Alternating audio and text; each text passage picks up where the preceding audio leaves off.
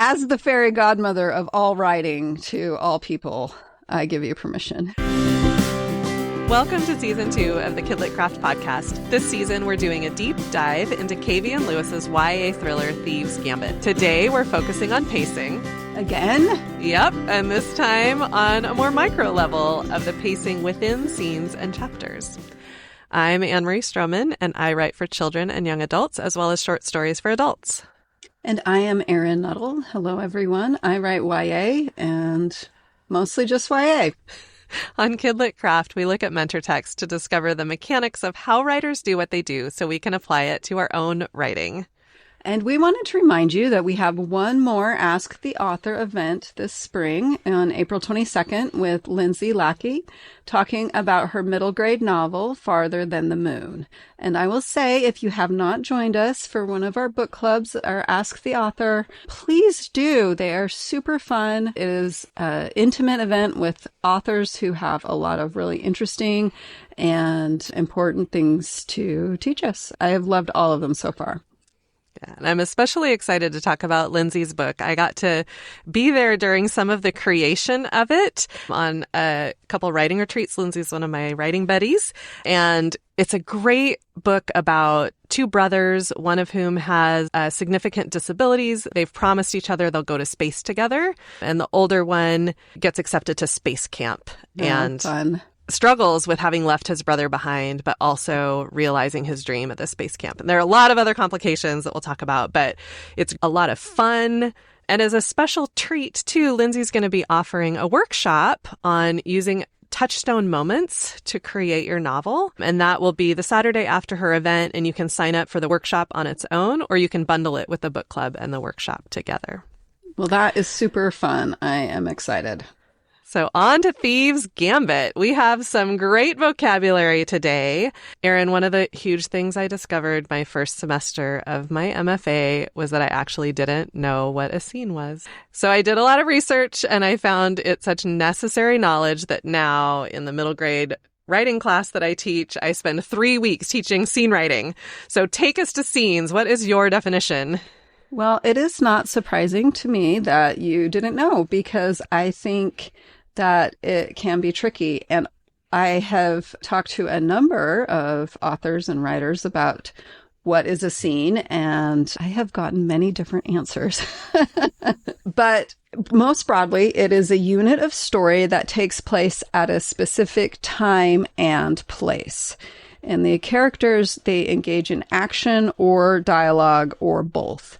And scenes are structural units that help move the story forward. I think that for me, scenes take place in one place. If you move to a different location, then you have a new scene. I have had people say if you add a new person, if a new person comes, then the scene changes.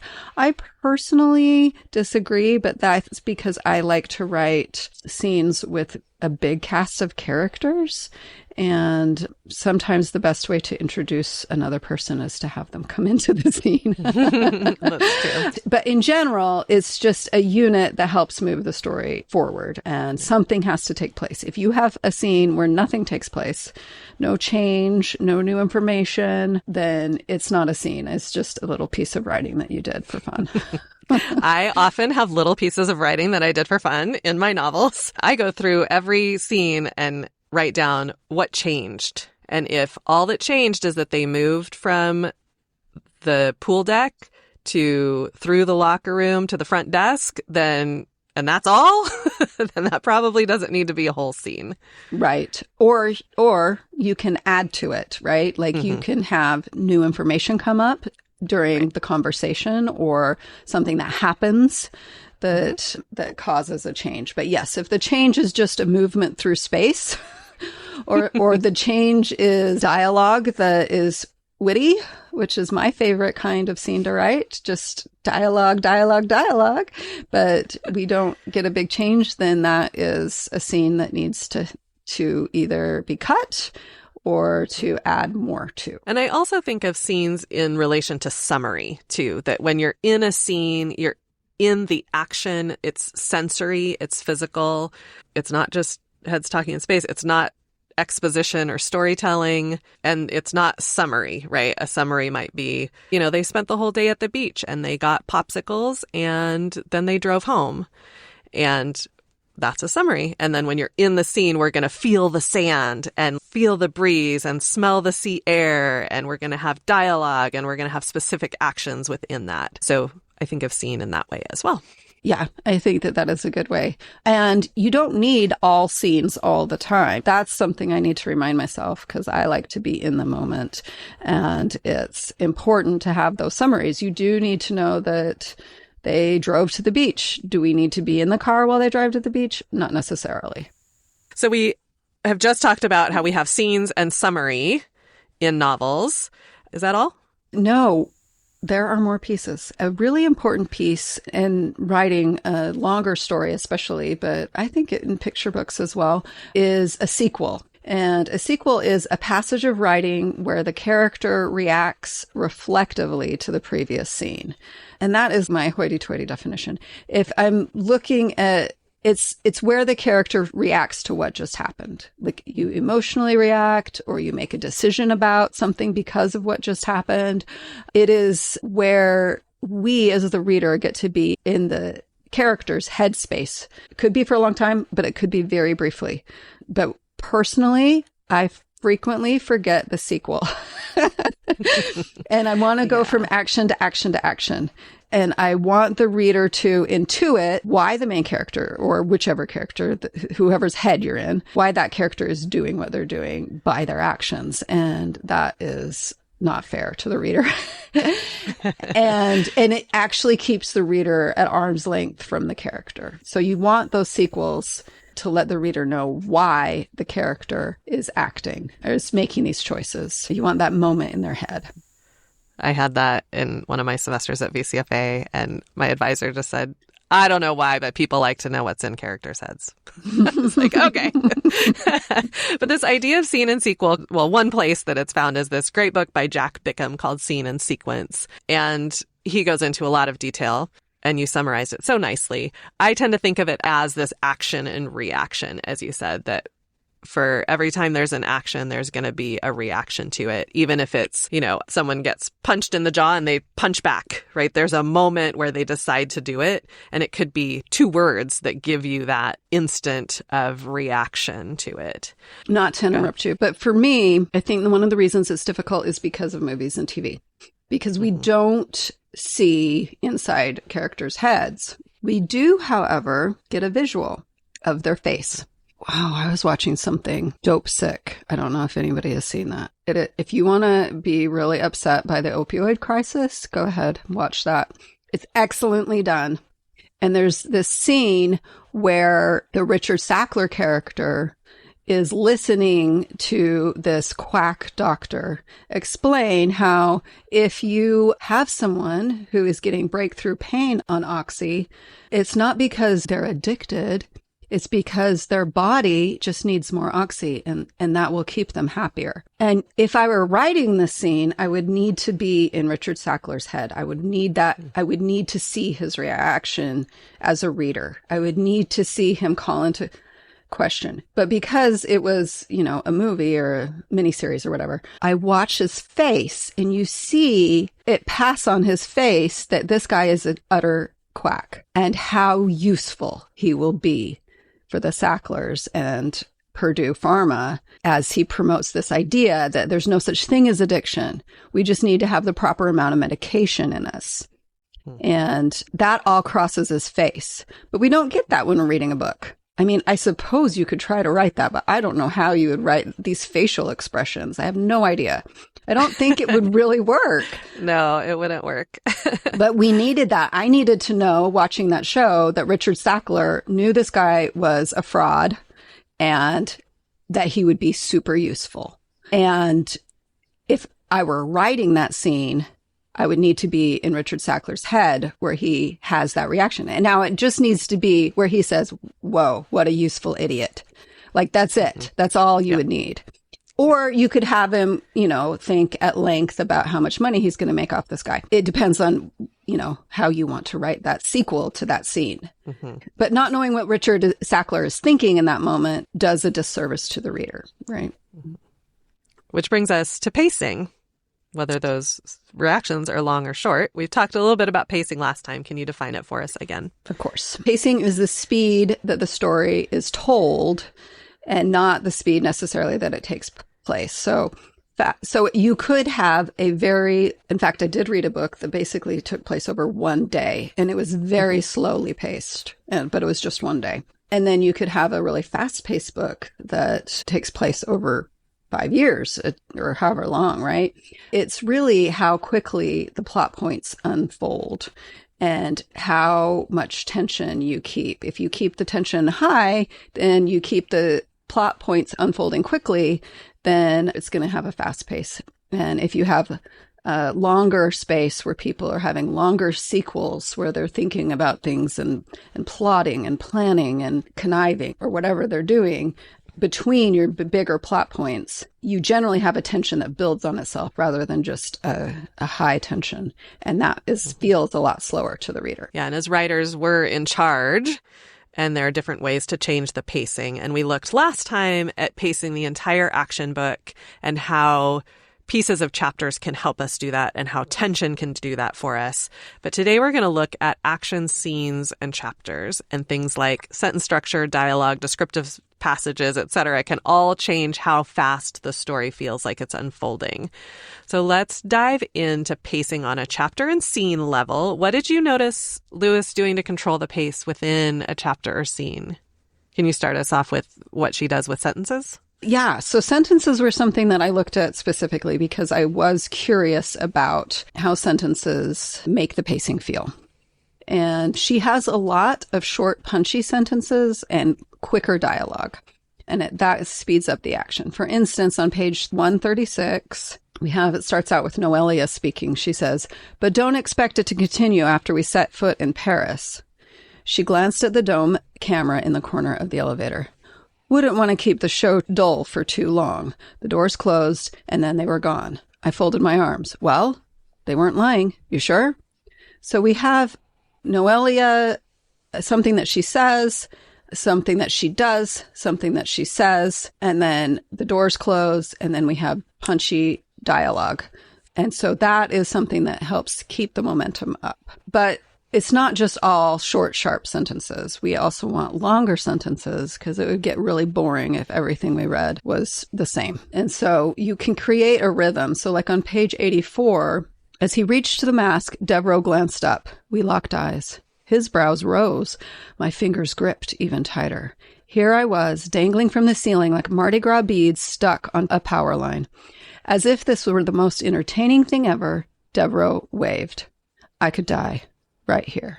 So this one is a very cute scene. And this one is we have a bunch of shorter sentences and then some long ones and then back to the short. And so that we sort of get a flow happening and we can kind of get into that groove. Right. And those clauses at the beginning, here I was dangling from the ceiling, as if this was the most entertaining thing ever. So contrasting with we locked eyes, his brows rose, adding those initial clauses slows down the pace there so that we're in the moment with them for a little bit longer. Right. That definitely extends things a little bit, but it's not like 6 paragraphs. Right. It's not like a super long version. It's the action-paced version of a long sentence. Yes. So no Henry James there. Right. Yeah. And that writing is really direct. We get those short, simple sentences. Are there other techniques that she's using here with sentences? Well, like you said, her writing is very direct. And so we have short, active voice sentences a lot. And we also have really vivid verbs that help depict what's going on, the action that's taking place. So like on page 102, as I reached for the door handle, the car jerked forward. What was he doing? Devereaux held my gaze. You get in, you owe me. I hesitated. There's always a catch. Open it for me. So we have this scene that we can easily picture but we don't actually have a lot of description about what's going on. We have, she reaches, the car jerks, she hesitates, he held my gaze. So we have these verbs that tell us right away what's going on. Mm-hmm. And we don't get like the, midnight blue Audi particular right. model, make, year, etc., jerked forward, right? Yes. She's given a description of the car earlier. It's just the car. We're just simple, straightforward. Yeah, there's not a lot of description that is unnecessary. And we get those great verbs like jerked, held, hesitated. Right. She's masterful at it this. puts you right in. She also uses fragment sentences and like single words as sentences, which is really helpful for immediacy and it makes things more intense. So on page 84, despite an urge to scream, I kept my calm like a professional. So he got the mask, whatever. That's why I had plan B, onto the ring.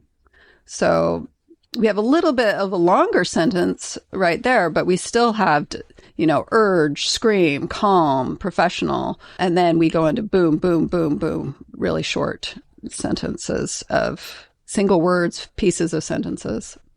So one of the most important roles of an author is controlling what readers pay attention to and then how much room something has on the page, if any. So how does Lewis leverage that? I think that she does well is an idea that I think because movies and TV are such a part of all of our understanding of entertainment and understandings of stories, it really helps me to think about it like, where is the camera focused? And so she does a good job highlighting the most important movements and reactions and skipping unnecessary details, kind of like we were talking about with like the description of the car. So we have headlights flash to the left of us. So right away, we know that a car is coming.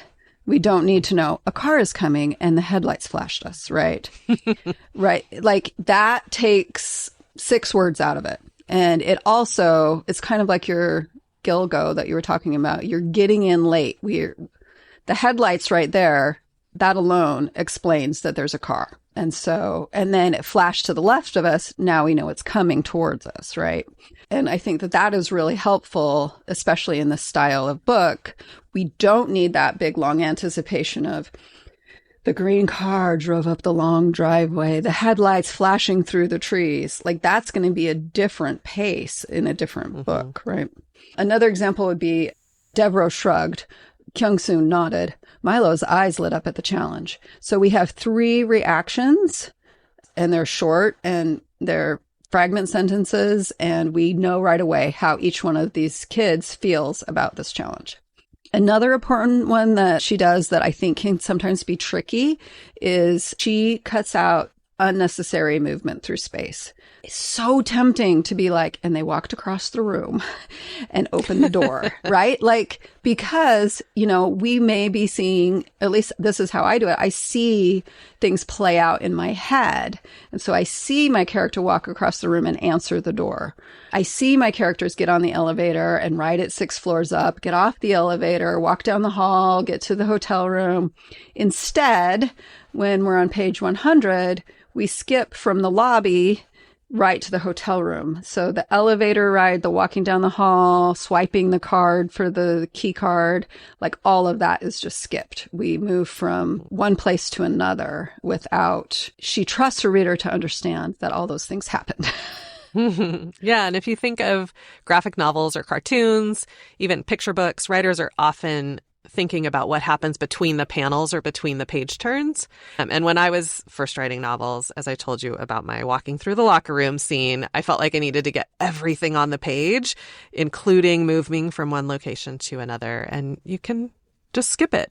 Lewis does it. It's great. We know. Right. And it shows me how much she's in control of her narrative.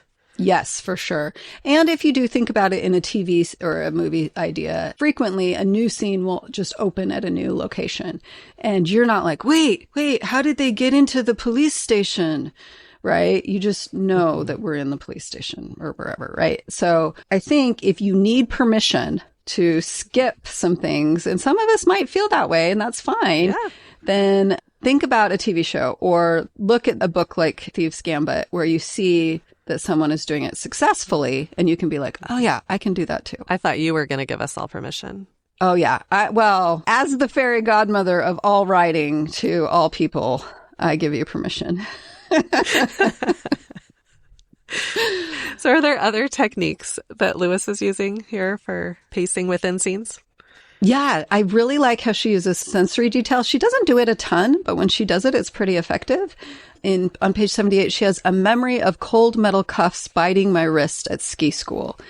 And that is enough to remind the reader and Ross about Noelia's original deception, which really was her mom's deception. But at this point in the story, Ross thinks it was Noelia's betrayal. I think it was a great way to remind Ross and the reader of her feelings about trust without being like, and I can never trust anyone. Right? Right. Or even being in her head, right? I mean, we just get a memory of, and then it's a physical memory, like a sensory, so rich, so good. It is. Going to the sensory detail instead of into the thought. Right. And we've already seen that scene play out in Ross's memory. And so we immediately also can feel, the cold metal cuffs reminding us what's going on, right? Another way, and we talked about this a little bit last episode, is by incorporating a ticking clock or a sense of urgency increases the pace. And so on a scene level, we have the security guards. So we know everything has to happen within 20 minutes because that is their rotations. They move from one part of the museum to another and then back within 20 minutes. So that's pretty quick if you're going to steal something. And so that adds tension, and it also adds constraint to, because maybe you're like, well, Rawson is amazing. She's an amazing thief. This isn't going to be no problem. And here we are. And there's just one more thing that makes it difficult. Getting the phone before the train stops, or also moving the phone between players before they're frisked. Both of those are actually a ticking clock because we have when they're going to be frisked next, when the train is stopping, and the police will come. So if you can incorporate a ticking clock, it doesn't necessarily have to be a clock like with the security guards in the 20 minutes. It can just be something is going to happen in XYZ, a limited time. Yeah, we mentioned last time this idea of forward lean, and that ticking clock definitely adds that tension to keep the pace feeling quick. Yeah, you're reading Ethan Frome and there's like no clocks anywhere. So I'm reaching back to my old favorites. I think I talked about Henry James last time, and now here I am with Edith Wharton. But Ethan Frome is seriously one of the slowest. Or A Golden Bowl. Holy cow. I don't know if you've read that, but that's a slow one. Which is great. There need to be slow books. Yeah. If they were all fast, then we would be tired. But we're talking about fast books today. So we talked about sensory details and not getting into Ross's head, but how does Lewis use internal monologue to help with pacing? Okay, so on page 135, we have an example of Lewis incorporating Ross's thoughts to add tension and depth to the moment. Ross is on a train, if I remember right, and she's seeing like the French countryside, and they are in a truce. And so you might think that this would be a boring part of the story, but we get how unfair that I got to see something so serene while Mom was trapped in a nightmare. She was caught Thursday night. It was Sunday now. When did 3 days become a lifetime? So we have this little piece, 3 sentences, I think, of Ross's thoughts that remind us how much time has passed. So we have a little bit of ticking clock there again, but we also get to see how she is worried about her mom. And so we have a reminder of the stakes. Lewis does a really good job reminding, we've talked about this before, but reminding the reader and Ross of the stakes and why this is so important. And as someone who struggles with stakes, it's helpful to see. We talked in our action episode about how we need these moments of reflection around the action, or it just gets to feel samey. And so we get this nice moment of what she calls it serene, right? And appreciates this little break. And it gives readers a little bit of a break too. Even for such a fast-paced book, we have these moments of interiority, this moment of reflection, this moment of the serene outside. And, we get the contrast with her tension inside. in this moment of interiority. Well, if you have ever seen Mission Impossible 2, it was John Woo was the director, and he was known for doing music videos, and the whole movie was no interiority, basically. And it gets to be like, oh, another fight scene. Even their bodies don't get a rest. You'd be like, how can the human body withstand that? When you have just over and over action, and you don't get that moment to breathe, and you don't get to see inside Tom Cruise's head, right? And why he's doing this. And you don't even get it on his face because he's wearing a mask. True. So we talked last time about chapter length and many chapters being between 4 pages and 15 pages and having a variety there. What about scene length? I noticed that Lewis also did a variety of scene lengths, which actually did not surprise me after I noticed her variety of chapter lengths. She does have a lot of shorter scenes that do accelerate the story, but kind of like we were just talking about, some of the longer ones can give you a little bit of depth. They can slow things down for the reader a little bit. Just like we were saying, we don't want 100 miles per hour the whole time. We need a little bit of space to breathe. And, it can just be 3 or 4 sentences in part of your scene, or it can be, I'm trying to think if she has any scene. I don't think she has any scenes that are fully a break, but she definitely has little breaks in the longer scenes. Mm-hmm. So can we pause for a second to talk about the difference between scenes and chapters? I know this is a question that I get a lot. Is it every chapter is a scene, or can there be multiple scenes in a chapter, or can a scene be split at a chapter mark?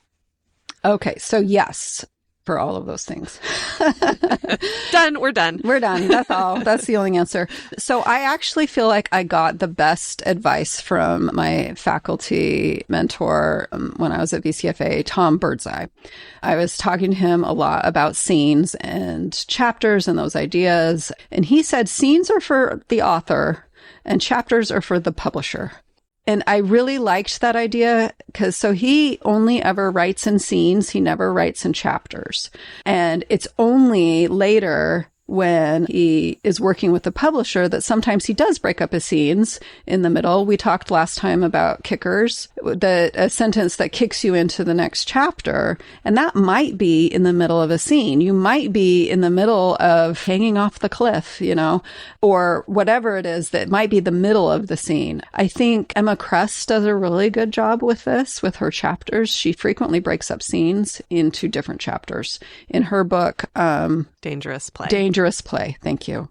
So when you're writing and you're writing a scene, I would say don't worry about chapters. That is something that can come after you've figured out how you want your scene to look, how you want your scene to be paced, how you want your scene to feel to the reader. And then later you can look and be like, it would feel even more exciting if I split it right here.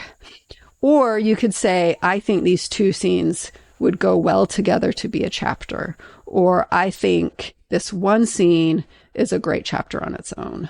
But as a writer, I think if you focus on just writing the scene, one scene and then another scene and then another scene, you can worry about chapters later. If maybe you do something different, that's okay. We all work the way that works best for us. Yeah. I'm usually doing chapters in like my 4th or 5th revision, like very late in the process.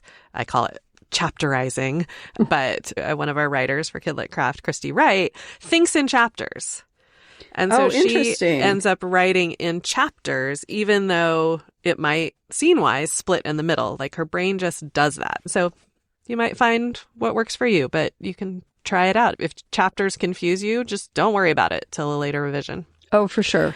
So, Erin, I am hoping you will take us through one scene to help us see all of these different elements in action and how they work together. I would love to go through a specific scene. So if you have your book, you can go along with me, or you can just listen and enjoy how I explain things. I wanted to look at the scene. It's the museum heist at pages 80 through 84. And it is just one chapter, although Lewis frequently has multiple scenes in a chapter, but this time one scene is one chapter. And I will say they are at the museum longer, but they are at different sections of the museum doing different things. So that's why they're different scenes, if that makes sense. So at the very beginning of the chapter, she grounds the reader in the setting. So she said, "I'd be lying if I said I wasn't a little excited, waiting in the vents above the 30-foot drop into the gallery. My fingers itched, ready to get my hands on something hot," which is a really fun. Speaking of fun entries into a chapter or a scene, that's a good one. So we know where she is. We know that Ross is in the vents above a gallery waiting to steal one of the things. In the previous scene, we know that she has gone through different options because there's a handful of things they can steal. And she's gone through the pros and cons of some of the different ones. So we already know that. And then there's a little bit more grounding and setting. There's about another paragraph or so. And then we get a ticking clock. And this is one we've talked about. It's the guard's rotation. Security was doing walkthroughs in 20-minute intervals. I had 20 minutes to get my target and dip. And then she even gives her another clock, well, almost another 2 clocks. 15 to be safe. Always assume you have less time than you think. It'd take 2 hours to get from Caen to Marseille with the help of a hijacked car. That left 60 minutes for me to get a target and get the hell out. So we have multiple ticking clocks right there. So we have a lot of tension. And then we see her assessing the competition. Mostly it's in her mind because she's waiting right now for the museum to close and for the guards to come in her room and then leave, or gallery and then leave. We have her assessing her competition and explaining her plans. The chapter starts on page 80, and then we have about a page of her assessing her competition, and then we have her going through 3 different plans. Plan A, the mask. Plan B, the Empress's ring. And finally, Plan C. If all else failed, I was shimmying all the way through these vents to the lobby and making my way to the heart of the museum to swipe a pair of ivory fans. So we have multiple plans. There was more to those plans, by the way. I just didn't read them all for the sake of time. And then on page 83, it's the perfect time, 7:20. It'll take 20 minutes for the security to do another walkthrough. So again, we have a reminder of the time. Now I moved the grate aside and lowered my legs through the opening first. Keeping a good grip on the inside of the vent, I swung lower only until my forearms were supporting me, then my hands. And so we have right there the action starting on page 83, at the very top of 83. And right after that, we have a reminder of her mom and the stakes. Mom wouldn't be hesitating. Mom would have already jumped. And then we have a challenge. So that's kind of at the top third of the page. She's still going through this action of getting into the gallery. And then at the bottom third of the page, Devereaux and Kyung-soon show up. And it's like, oh, man, why aren't you picking something different? This is the thing, is I always want it to go easy for my main character. I want everything to be smooth sailing, and then it never is. And obviously that's what helps make it exciting. But still, it's like, dang it, why are they there? So then we have the failure. So we have that cute moment that we already read. As he reached the mask, Devereaux glanced up. We locked eyes. His brows rose. My finger gripped even tighter. Here I was, dangling from the ceiling like Mardi Gras beads. And then Devereaux waves, right? And it's so cute. And then my face was on fire. So much for plan A. So then we have failure. And then we have some more cuteness with Devereaux. Still absolutely delighted, like he'd read my mind, Devereaux reached into his vest pocket, leaving me some type of multitask tool atop the glass. Then he took several steps over so he was standing right under me. And in the most frustrating, look, I'm such a gentleman display I'd ever seen, he held out his arms to catch me, which of course she's not going to do. And so offensive. I know, but it's so cute too. And so we have this romantic tension and also the tension of time is ticking, and she did not, Devereaux and Kyung-soon got the mask that she wanted. So we have this tension that comes, and then we have the transition to the next scene where she says, so he got the mask, whatever. That's why I had plan B, onto the ring. And so we have that movement, that kick, to the next scene and also the next chapter. If you notice that the scene is in an arc shape, almost like you would with the overall story. We have tension building and plans being made until the action takes place. And then we have, either success or failure. So we have failure, which we talked about last time. At the end of a scene, you can also have things go sideways. And so right now things have gone sideways. She goes in pretty confident and now things have gone awry. If only she had joined Devereaux and been his partner. If only. If only. But so then we have that kick to the next scene. I thought this was such a well-designed scene for looking at we have some breathing space. We have a lot of action and a lot of tension. We have a ticking clock. And then we have that sideways. And that last little bit that you read when she's saying so much for plan A on to plan B, that is a sequel. We were talking about scenes and sequels, the action and reaction. So there's the action of failing to get the mask. And now we have a moment of reaction to that. Yeah, that whole part where she says, despite an urge to scream, I kept calm like a professional. So he got the mask, whatever. That was why I had a plan B on to the ring. Right. So she makes a decision there about what's next. And that is one thing that a sequel can do. Yes. Having this moment, reflecting on what just happened and transitioning us, moving us on to the next scene. The other thing that does is, like we talked about last time, where you have a puzzle that is solved quickly. So even though this initial puzzle is not necessarily solved, it results in failure. She doesn't sit and wallow. She moves quickly. But yes, so you might think that you would need it to be longer, where she's like, oh, poor me. I didn't get my ring and Devereaux made fun of me. But she doesn't. She has that sequel right there. And a sequel can be half a sentence, right? Here we get 4 short sentences. Right. And that's all you need.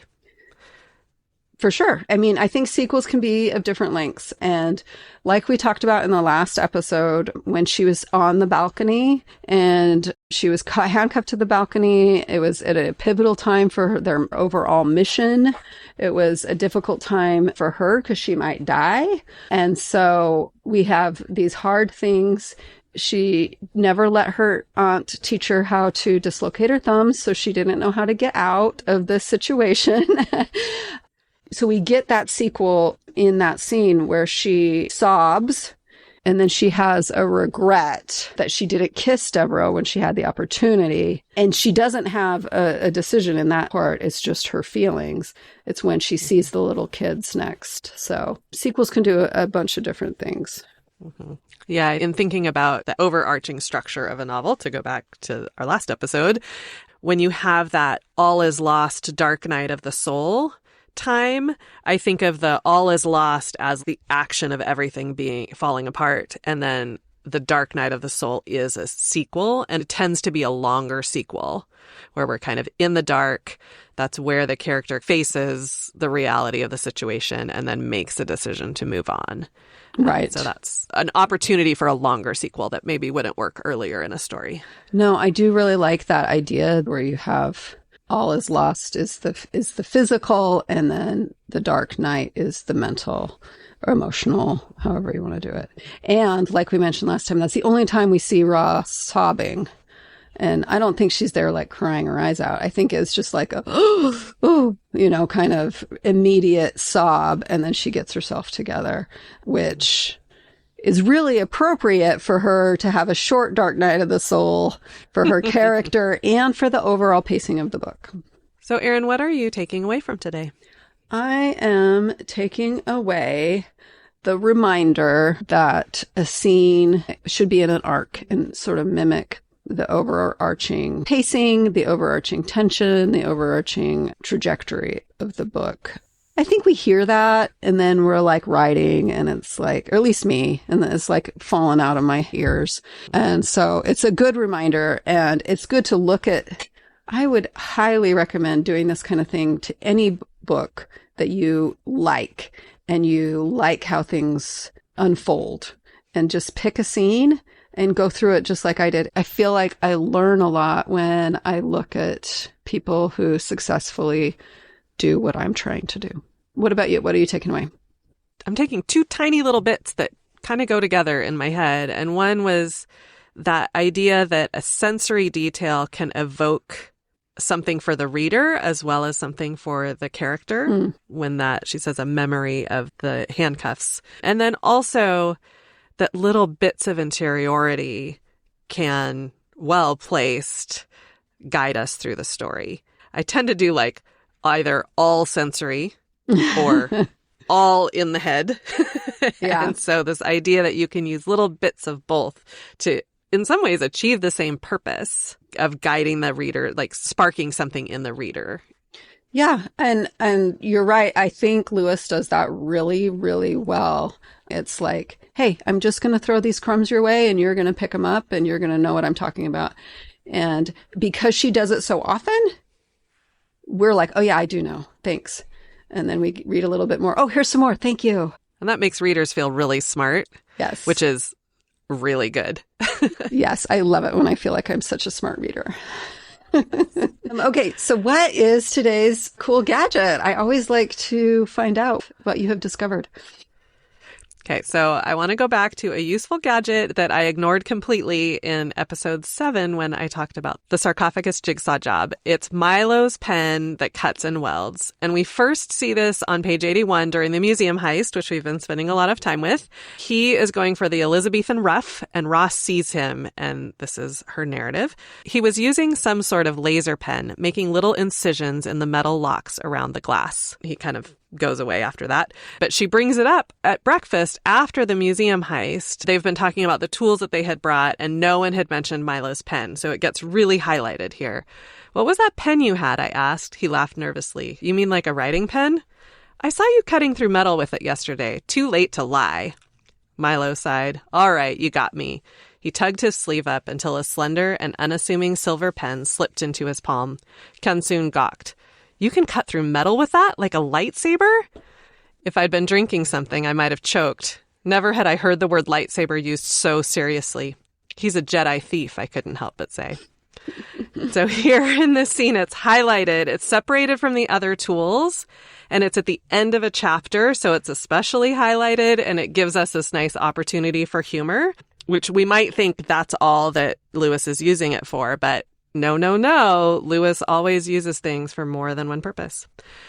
So then we see it again after the sarcophagus heist. When they're moving the pieces of the real sarcophagus, Ross asks Milo and Kansun if they have everything under control. And here's what happens. Milo twirled his strange metal welding and cutting pen in his hand. I took it apart and I can put it back together. Don't worry, we'll get this thing loaded up and sent to our safe house in no time. And so this is another example of Lewis setting everything up so well that we have Ross seeing the pen being used and it's haloed. Then the last mention comes right after Ross calls this a jigsaw job for the ages.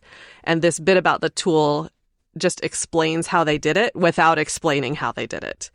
So if you remember when we talked about the sarcophagus jigsaw job, it was Milo who mentioned that the sarcophagus had been cut apart and put back together multiple times. And that's such a nice touch that he's also the one who does the cutting and putting it back together. So clever! It is so clever. There are so many thoughtful things throughout this whole book. It's kind of amazing. I should say that those are the only 3 times it's mentioned, too. Like, it doesn't take a lot of times to make it really useful and clever.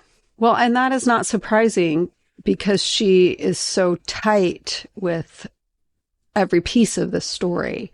There are no threads left dangling. You got to know if that lightsaber pen is going to be brought up, then it's going to serve a big purpose later. Pay attention to everything. All right. That's it for today. If you enjoyed this podcast, you can find more content like this at kidlitcraft.com, where you can also sign up for the Ask the Author book club, workshops, and classes.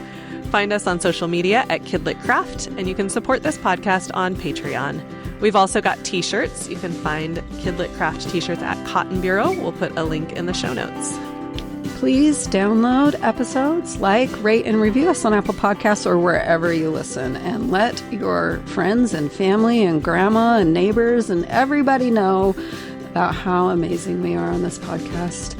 And we can't wait to nerd out with you. Thanks for joining us. See you next time.